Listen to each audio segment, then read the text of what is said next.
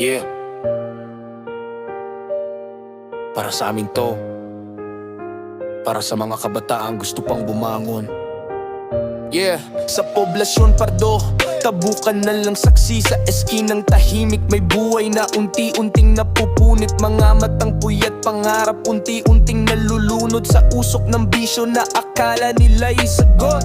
Pray lang daw, sabi ng barkadang mali, hanggang sa sariling anino di na makilala sa salamin. Nani nagdarasal, tati tahimik lang, habang anak nila'y unti-unting kinakain ng kadiliman. Hindi solusyon ang droga, puro sakit ang dala.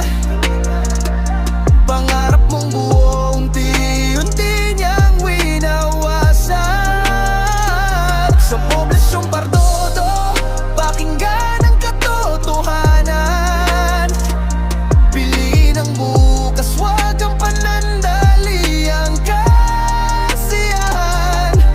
May kaibigan akong dating puno ng pangarap, ngayon hawak ng bisyo, wala nang balak umatras. Yang iba na pariwara, yung iba di na nakauwi. Lahat nagsimula sa maling sa maling sandali. Alam kong mahirap ang buhay, ramdam ko rin yan, pero di ka tutulungan ng bagay na sisira sa'yo dahan-dahan. Mas matapang ang tumigil, mas matibay ang lumaban, kaysa lumapakulong sa bisyong walang pakialam. Solusyon ang droga, puro sakit ang dala.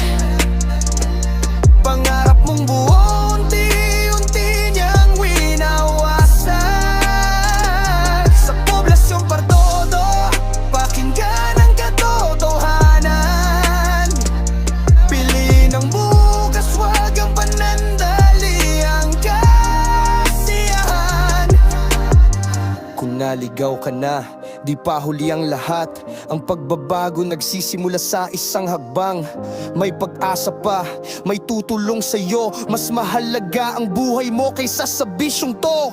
Para sa kabataan na nakikinig ngayon, wag mong ipalit ang kinabukasan sa maling desisyon. Mas malakas ang taong marunong tumanggi. Mas totoo ang panalo kapag sarili ang nasagip. Poblasyon Pardo, Tabukanal, bangon tayo, sama-sama. Hindi sa droga, o sa buhay, o sa pangarap.